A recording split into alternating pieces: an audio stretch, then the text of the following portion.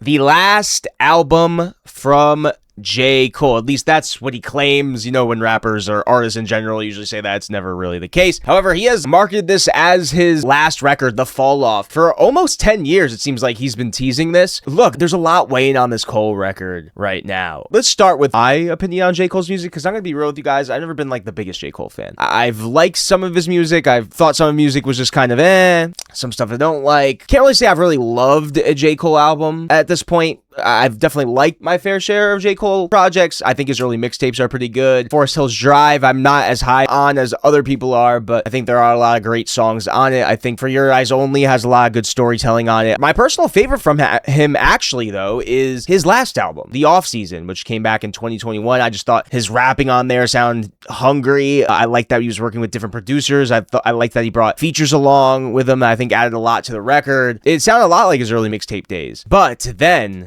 couple years later, back in 2024, J. Cole kind of got in the middle of the Kendrick Lamar and Drake beef, because if you remember, Drake had that track on his album First Person Shooter. It was all kind of like a snowball effect into Kendrick's verse on Future. We all know the story of that beef at this point. I don't think I really need to go over it. However, J. Cole did end up responding to that initial Kendrick verse on the Future song like that, and it was not a good response. What was it called? 5-minute drill. It sounded like he was half asleep. It sounded like he didn't want to do it. The disses were weak, and I think Cole later went on to admit that that was certainly the case. He felt forced to do it, and he historically apologized on stage at his Dreamville festival, which a lot of people had issues with. A lot of people saw it as weak. I know how hip-hop and beef is, and I get it, but personally, I thought he did the courageous thing. I thought he did the mature thing, even if maybe from a hip-hop perspective it looked weak or whatever. But also, that album that this track came off of, Might Delete Later, was some of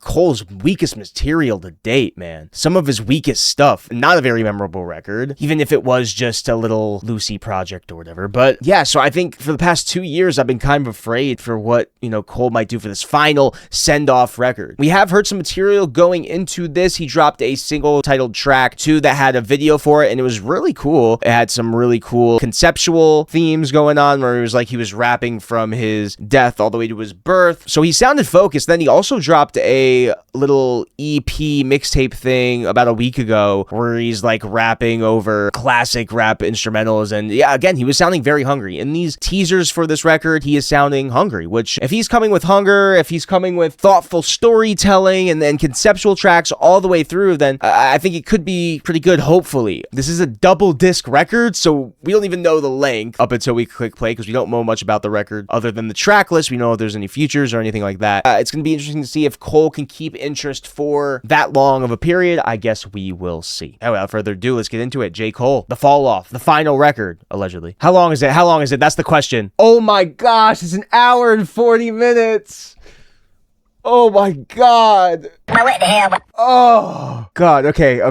Let's just get into it. I'm hoping I just don't get tired because it's fucking so long. I feel like this is going to be a lot to digest too, just because he's going to be focused lyrically, hopefully. I'm just going to listen, man. All right, track 1, 29 intro, and that will probably go into track 2, 26. Holy shit. What do you think it's surprise features?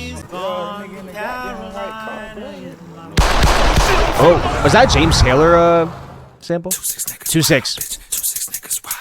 2-6, track 2. When I'm in the city, bitches screaming at my government. When I'm in the city, bitches screaming. Outcast. Oh, we got half J. Cole. Niggas be saying I'm humble as hell, not knowing I'm bougie. I got standards, nigga. I damn near can't. That's what I'm saying. He's not. J. Cole's not as humble as you guys say. My leaders, I'm stepping on these niggas skillfully. I don't want them to kill for me, and I don't want nobody getting killed. I like how that sample's kind of warping. Pass, I'm throwing that out the water. If the times get hard, I just go harder, nigga. Second verse way stronger. That second verse way stronger. So I wasn't really crazy about his delivery on that first half. A simple hook. Gonna have to hear it again. I mean, it's a little simple hook, a little trap banger there from Cole. I was a little iffy on the first half, but I think he came strong in that second verse. I mean, thematically, it kind of seems like he's talking about how fake a lot of these artists are in the game, which is a topic I think he discussed a little bit on KOD as well, which is a record that had very indifferent opinions, mine included. So maybe that's something he's revisiting here and gonna come with a little tighter concept, hopefully. I don't know. But I mean, decent start for sure. Could be a grower. Second half I did like for sure. Safety, track 3. Hey, can you go check on her real quick? Is Is that him crying? I know you busy, but you on my prayers. God bless you and your affairs. Stay aware, cause real niggas is red, dog. Say Westside Clips. Alright, I'm liking how conceptual this one is already. I wonder who it is that he's kind of or it's just like a friend he's rapping the perspective of. Fentanyl's been leaving brothers cross-eyed and things. Can't tell what's killing more niggas. Drugs are crossfire. When moms cry, it's a shame. As of late, I've seen, dog, I'm proud. You made it out of this bitch. Few things are better when a nigga from the bottom get rich. It's his stance. Sure, what's up with old buddy that's making songs about you? Was about to punish some vicious, but then I thought about you and what you would say. Might tell me to chill, but he violating for real. Let me know what. Is that a little Kendrick reference? Might tell me to chill. I love about boom bap. This is a very classic 90s beat. I'm liking Cole's concept going into this thing. Years later, I heard they seen him walking on Bragg at 2 a.m. with a lace front, dressing in drag. I shook my head, but still I began to feel bad. It's like his lifestyle was blocking all the God, it's gonna take me so long to get through this record. Because he's obviously so focused here lyrically, I really want to, like, I'm missing things that he's saying, and he's saying things right here that are, like, throwing me off. So when he's talking about someone dressing in drag, I'm trying to understand the perspective. They say he's kids, he lived in a closet, but that changed soon as he went to college. Up there wildin' at A&T, running with fruity types, dick in the booty types, tight pants, switching their hips, painting their nails. I wish I could apologize, because we did him wrong. Man, why I feel like recently niggas ain't living long. Rest in peace to your boy Filthy, I heard about that too. This really is just his auntie's diaries. But I bet it mean a lot to his family to see your face. If you can make it home, the viewing is on. Cole has gone woke. I think he was apologizing for the transphobia he had in his last album. Pretty crazy conceptually. I love the beat too. This boom bap beat, these drums, those little horns. I mean, it is like a track Kendrick kind of did already. But I mean, it felt conveying. It felt like it was coming from the heart. I like it. All right, track 4 is Run a Train. Wait, Run a Train? Uh-oh. What is he gonna be talking about in this song? Fuck do you know about my passion? Fuck do you know about my pain? Who's this? Fuck do you know about my struggle? Is that Future? It's an interesting chorus. Interesting chorus. When you're hardly 6 feet tall, if somehow I could ball, I better work hard on my handles, cause niggas gon' try to rip me. Is that a Women Yama? That Future chorus. Alright, I don't like this chorus. Do you know about my pain? I don't think I like this chorus. Fuck the world, that's right. Okay, it's definitely Future. Okay, after that part, it was definitely Future. This sample's cool though. There's some aspects I liked about that one. Well, at least we know there's features on this now. That's cool. All right, track 5, Poor Thing. Poor Thing. I will say, so far the instrumentals are sounding pretty classy, pretty classic. A lot of sample usages, classic 90s boom bap. It's cool.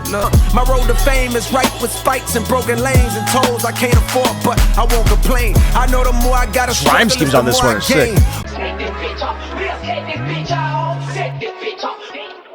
Here go a song that gets some shit off of my sternum. This nigga back home. That was a Boosie sample? Okay.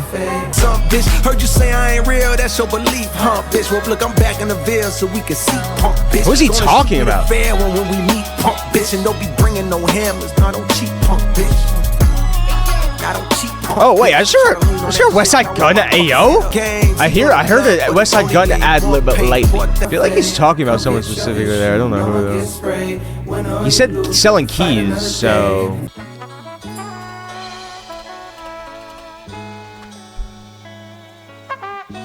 It's a nice little horn. I mean, I like that one as well. I did like that one as well. Oh, there's a whole ass 30-second interlude here. He's calling somebody. I mean, he's sounding hungry though. He's sounding mad. He's sounding mad. He's sounding frustrated. But I am liking these samples a lot. All right, track 6 is Legacy. Can't see what God has made for me. And I be texting you, Switch to the little acoustics. Oh, you got more singing, Cole? Okay. I'm trying to find you. Who got away? Oh, about those harmonies. Back, cause that's exactly the direction that I'm tired of looking at. And that's why I be Alright. texting you. A little heartbreak one from Cole, I guess. Down today, everything that I'm not. And I'm still texting you. Lyrically here, I don't know. Like I'm not really feeling this one lyrically. Singing here a little iffy too. I do like the production though. Like production so far 6 or 6, but lyrically can't say I'm crazy about that one. I'm texting you. I mean, I think there's been some good tracks on this first disc so far. I liked Poor Thing. I like Safety a lot. All right, track 7, Bunts Road Blues. I wonder if sonically the second half will sound any different. This has sounded like very classic 2000s, 90s rap, very college dropout. Has sounded dated? No. I mean, this is just very classic hip hop sound. This is classic hip hop production that physically cannot sound outdated. Why in the fuck do we fail? The niggas that's looking like us, they deserve to be killed. Meanwhile, Capital preaching for real. I just like to cut on the mic and start letting it spill. And I believe y'all know the song. I probably been singing this shit for too long. Part of me the Wet Dream song? Yeah. Record, I come from the brokers at home. The Wet Dream song? Is that what he's referring to? I was getting flashbacks of Wet Dreams. It's 7 o'clock on the dot. Future again? Is Future just gonna be all over this record? It's like the only big feature so far. It's the police, we ain't seen nothing. I just roll up my weed. I'm not crazy about singing Future. I've always said that. Back in my seat, oh yes, I'm numb again. I do like these little chords though. Thames? Thames? Alright, so there are secret features. I just find the structure of this song to be interesting so far. And the second half of this track was just Thames. Thames pretty much. I mean, Cole did come back in, but deep strings. Quite nice. Okay, interesting. I mean, there's definitely aspects of that track I like. I thought Thames was great. I liked Cole's first verse a lot. Future was not expecting him. I don't know. Again, I'm like not a big fan of Future singing. When he sings, when he hits that register, but I don't know, could grow on me. I think it was odd structurally, but could be one that grows on me. I think Thames sounded great, so shout out Thames. Shout out Thames. But I'm such not a fan of secret features. I hate that gimmick. I hate that gimmick so much. I blame dumbass Travis Scott for it. Another reason why I dislike Travis Scott. I think it's so gimmicky. Like, just tell me these people are on the album, please. Track 8, Who the Fuck Is You? I feel like, did he preview this one? This is a preview one? Oh, this is preview at the end of that little video he dropped? Oh, southern influence on this one? Full of thug bones for refusing to move in harmony. Drug that's Bone Thugs bar. When niggas show 9s, 22s, 4-5s, we studying numerology, nigga. Okay. Nice first verse. And now they said Bone Thugs, it does sound a little Bone Thugs in harmony. Now I'm hearing it. Break it further down to whatever's gonna earn them at. Exchange pounds for dollars and never converted cash. Welcome to the South where they serve the dirt and loud enough to shatter the earth in the thirds like gas. Is that an Eminem ass flow? Interrogation rooms getting questioned by Zane Lowe. Who the fuck is you? B switch. B switch. Oh shit. Oh, what the hell? Yeah, you know who put the city on. Came back through Rogo, they beat the show. Yeah, left my kids in a mouth like a daycare. I'm the Carolina, now I know they'll put a nigga 6 feet. Who the fuck is you? Who the fuck is you? Who the fuck is you? Who the fuck is you? Fun second beat. Out the way, it's a fair nigga. Nice. This is a bop. A bop. A banger. One of my favorites so far.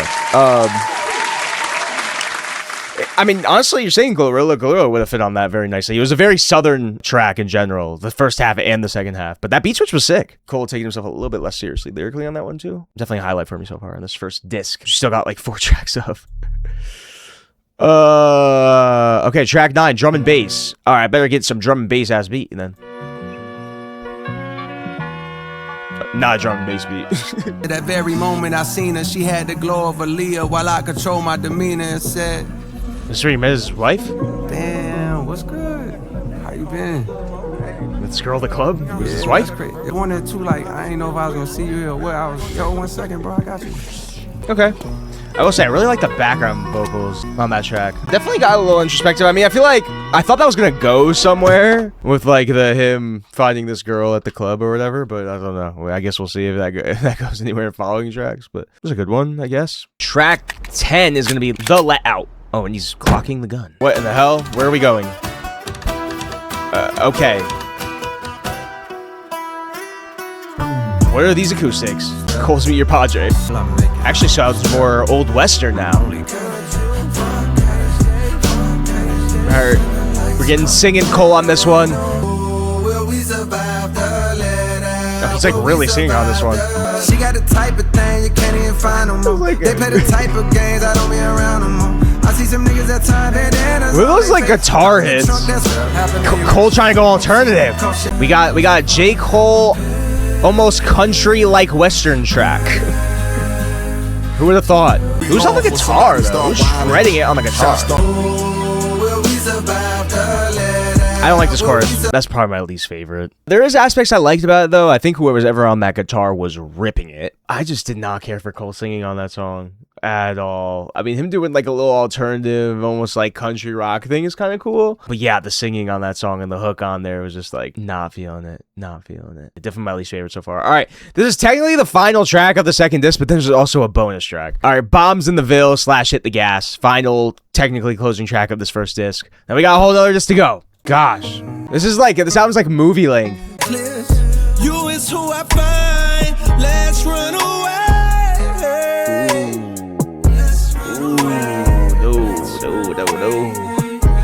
No. Man, you sometimes you just don't gotta sing, man. Sometimes you just don't sing. Second half of this better be stronger. I hope that was all of Bombs in the Ville because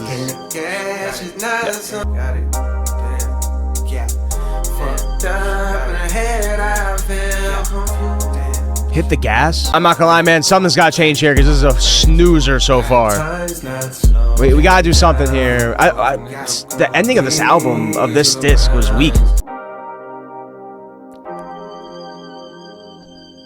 This song isn't that bad, it's just boring. This is the fall off, I'm falling off how the rappers do when they can't find a new sound. Missing the day they was hot all year round, but life is a film that cannot be rewound. Okay, well at least he ended with a strong second verse, or a strong last closing verse. It took too long to get there though. It took way too long to get there. That's technically the end of the first disc. There's a bonus track. But I don't know. The first disc had highlights. I think it ended weak. I think it ended fairly weak. What the fuck is You I liked? I really liked Thames on Bunch Road Blues. I liked Safety a lot. I think I liked Poor Thing. No. Which one had... No, Run a Train had... Did I like Legacy? I think I liked Legacy. I don't know. There was definitely highlights in this first half. However, I think it ended really weak. Yeah, I don't know. I'm kind of indifferent on this first. Let's see how the bonus track sounds. I think the second disc is even longer. And I fucking hate it. Cause where you supposed to look on days when you feeling motivated. When all your heroes either fall in love with this again. If they could trust in young Jermaine, we do our drills, we shake the rust, we blow the dust off of the pain and go shake up the game. And maybe then I'd have someone I wanna be again. But even as I write that thought, feel his frustration, I don't believe it, dang.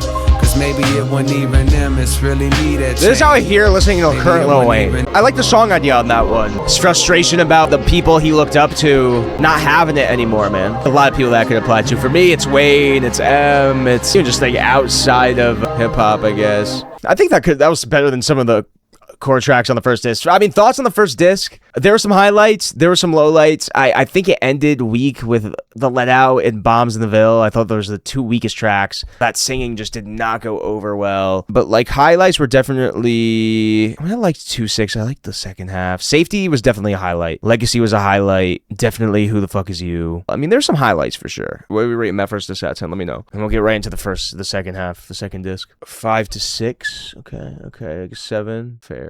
God, I'm hearing this dude singing again off the top. 4. I think 4 is a little harsh, man. All right, people seem to be between like 5, 6, 7. All right, let's get into disc 2. This is the longest track on the record. It's 6 minutes, 39 intro. 29 intro, 39 intro. What is the significance there? Sorry. I'm wondering if the second disc is going to sound any different. God, he is really singing on this damn album. Well, if he goes alternative for the whole second half, I'm hoping this goes somewhere. Why the hell does this sound like a Oasis song right now, man? Is he going psychedelic rock, man? Is he going Pink Floyd on him? What if the second half of this is just like completely alternative? That would be so funny. What is going on with this song, man? Where are we? I don't even know where we're going. Where are we going? What the hell? Wait, was that West Side Gun album again? Dialect to reply back as I crack the fire, acts like refracts when the half black Messiah raps. Vietnam, where they strap like Iraq, the knocks in the trap with the. I'm liking the second half. It just took a while to get here, right? I mean, I like that third beat switch, I guess it was. I like Cole's verse. Again, it just took way too long to get there. The first 4 minutes of this song were like totally spotty. I did like that last half though. A little bit messy of a song, but at least it ended in a good way. I don't really know what that was. Like, it just felt all over the place, but at least it ended strong. I guess. All right, that was a cool transition into track 2. The fall off is inevitable. Oh, okay, yes, we heard this already. This was the lead single, which I really liked. It had the video of him rapping. I wonder if it's gonna be any different. I don't think so. This was a good track though. Rapping the perspective from his death all the way to his birth. On cloud 9, now signed to my hero, one of the so-called kings of this rap thing that I. Cool concept. I mean, it's not like it's something that hasn't been done before or anything. Smooth beat. Love the soul chop up there. Yeah, man, I like that track. All right, track 3, The Villist. Mulatto. Yeah. Okay. I said they all gonna respect him. See, I like this Cole singing a lot more when he does the more soft singing. When he tries to hit those highest registers, does not work. Your mama and her cousin too. Little Outcast.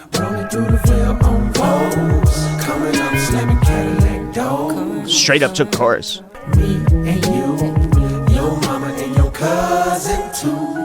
I like that one. Yeah, Outcast sample interpolation is cool. Definitely getting thought-provoking in those verses as well. Just kind of felt like very classic Cole. Like, I feel like those are themes he's talked about very often throughout his music. Old Dog, track 4. Town meeting down in the Ville. If you're real, then you can chime in. Now real don't mean it's an Eazy-E sample, is it? Oh, it is. Old dog with some new tricks out of baby. No more record deal, yeah, I'm fresh up out of slavery. Pay dues, now I want Cole independent? Pay me, nigga, pay me. Pay us, nigga. I mess with that one. Flow in there was slick too. I'm liking that one. I don't know who it was on that chorus, but I like that chorus. The flow was I mean, that's pretty it's a sample from some song. I think it is Eazy. I don't know. But yeah, I mean, I like that one as well. All right, track 5, Life Sentence. Pharrell? Hello? What's up? All types of games are being played. How's it going down? So till it's gone. So 2000s. So 2000s. It's kind of like 2000s New York. Yellow rights for a couple kids that's nice looking, and I promise to treat her right. Like what I had seen to being played. Cute little love song. Put ring on your finger. Now me and you was doing all types of games are being played. I feel like this might be one of Cole's better love songs that he's ever made. I love how like 2000s chorus is. That's definitely one of his better love songs. And he's struggled with love songs in the past, but that was legitimately cute. DMX sample was nice. Like that chorus a lot. Sample too. Okay, track 6, Only You. Sunny days, rainy nights, I know. Uh-oh. I was in a Prada date. I owe you time watching movies that I hate. Prada date? Used to write about my life, but I ain't telling no more. So he's always gotta have like a folding clothes on one of his albums. Didn't he already make a song like this before? My least favorite Cole right here, man. This auto croon singing, low key delivery. It is just such a bore, man. And also the lyrics on this song, like, oh my god, that's Burner Boy.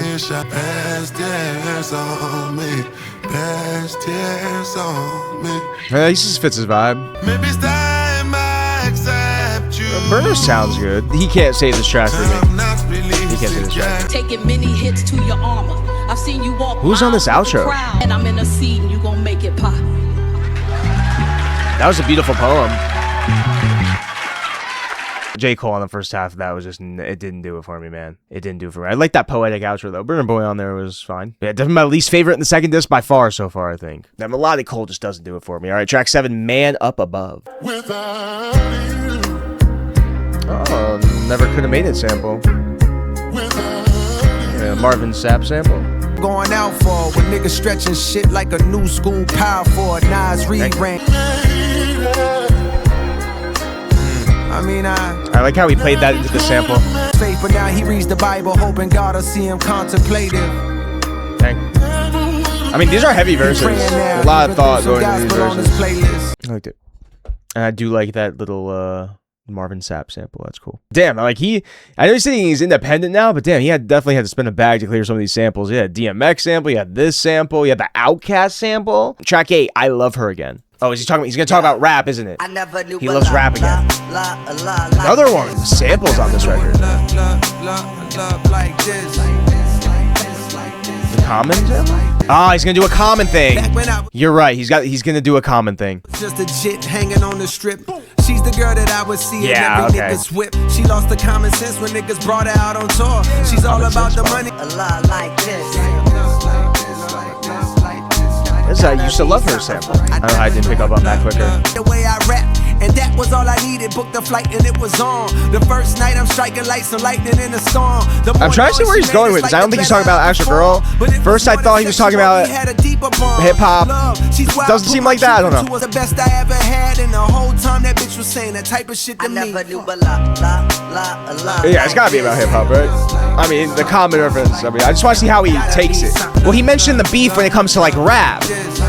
That's what he was talking about when he came to the beef. I just want to see how he concludes it. I couldn't believe it when I seen her with an OnlyFans. When I clicked the link inside the bio of her gram, I'm thinking that's gonna always be the case. As long as she's alive, it's younger niggas that she'll chase. But I was in my feelings, so I let her roam. Mama said you should have known she was like that when you met her.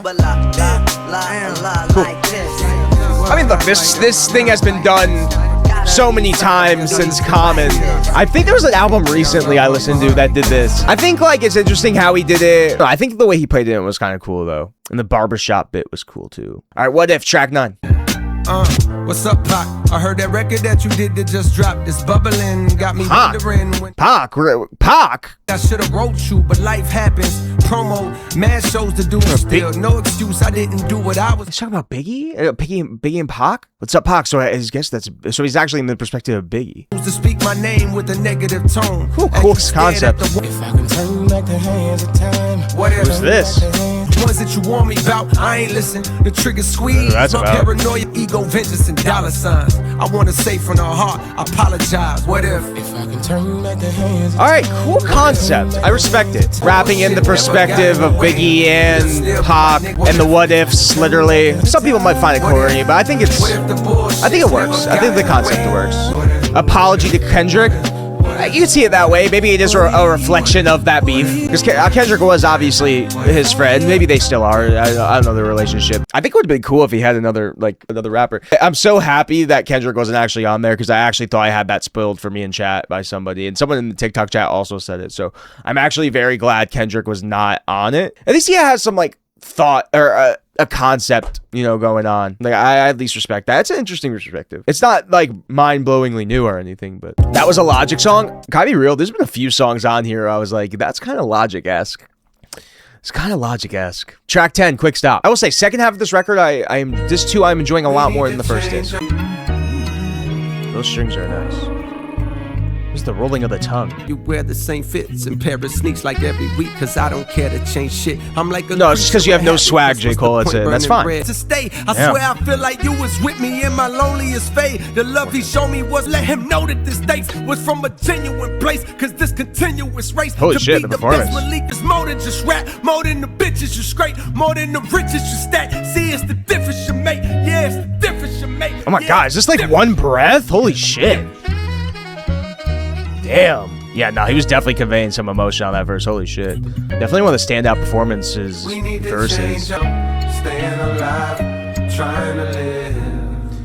I mean, yeah, that verse was definitely emotionally conveying. I mean, he really painted the picture there, I think, with the storytelling and that situation with the person he ran into. Definitely a highlight for me. Also just loved the instrumentation, loved those horn hits, the strings. We're on the last song of the second disc. I'll be honest, I've liked most of the second disc. A few tracks I wasn't crazy about. What was the one? I mean, the first track was definitely a little hit or miss. What was the one I wasn't? The one where you were singing, was it Only You? Or the one with Burna Boy? Yeah, that one I wasn't crazy about. But other than that, other than those two tracks, I think this has definitely been a lot stronger than the first one. All right, let's see how he technically ends it. We're gonna hear the bonus track, obviously, but this is technically the final track of this record. It's called "And the Whole World Is the Veil." Hopefully, it ends out with a bang. The motherfucking veil, I said the veil.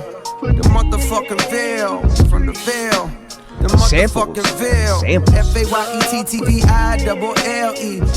FAYETTEVI. It's an Isley Brothers sample. Damn, he really like. This guy had to pay some money to clear these samples, man. Holy crap. And they gon' try to tear you down because you wanna be great. In order for there to be love, there's gonna be hate. Remember, this life I believe T Minus has co-production throughout this whole record. You like executive produce. Type way to end the record. The Ville, the motherfucking Ville. I feel like this makes sense as a closer. It makes sense to end the album like this. Little homage to his past, where he's from, and his Isley Brothers sample. Damn. I definitely like track 2 way more than track 1, for sure. Definitely way more highlights for me, and I think this second half, this ended a lot stronger than that first disc did. That's a sweet, calm way to end the record. Then we got the bonus track, and we'll just hear that out real quick, but then I'll get my final thoughts. Let's hear this bonus track, Ocean Way. 24 for 24. Don't know about that one, buddy. But I found my way, I swear. His singing actually doesn't sound bad here.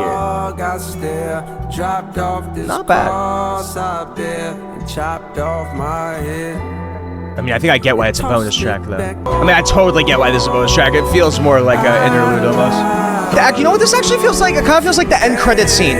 I genuinely liked the second disc a good amount. The only tracks I was not crazy about were Only You, which I did not like, and I thought that 39 intro was a bit of a mess, even if but I did end strong. So yeah, second disc definitely stronger than the first on first listen. Still have my issues with the first disc. Think the second half, I think the ended weak. I mean, it's interesting. I'm gonna have to listen more to see if I pick up on more lyrics, because it does seem like a lot of thought went into a lot of Cole's writing on this for sure. I'm interested to see, because honestly, sonically, I don't think there's that big of there's really no difference at all between the first and the second disc. It's very like throwback 90s hip-hop driven, a lot of soul, very 2000s 90s, like Kanye, Nas, like that era. A lot of sample work. Like, oh my gosh, there's an Isley Brothers. I'm just off the top of my head from what I'm remembering. Isley Brothers sample. There was a DMX sample. There was an Outkast sample. There was the Common sample. Am I missing anything else? Probably. There was so many samples throughout this record. Like, this dude probably paid a bag to get all of this cleared. Yeah, I mean, I don't know. I don't know how I feel about this, like, being the end of J. Cole. I mean, I don't think it's a perfect double disc record. It was long as hell. Oh my God, hour and 40 minutes. And I did not love every track, I'll say that. I think my biggest issues with the album is when he's doing a lot of singing, which I don't think has ever gone over for him well. So there's that. I don't know. I mean, there's a lot to like about both tracks. I came away liking the second disc more. I think there's a good amount of highlights. As a double disc record, it's not perfect, but there are some highlights, and I guess I'll see how my opinions change. If any of the tracks grow on me, if I hear more songs and more things I pick up on lyrically, maybe things will change. As of now, like the second disc quite a bit. I think the first disc is a little hit or miss. What are you guys giving the second disc out of 10? 8.6, such a random decimal number. A 9, goddamn. 7, okay. 6, okay. I liked it. I liked the second half. Yeah, to me, Cole just still remains a good rapper.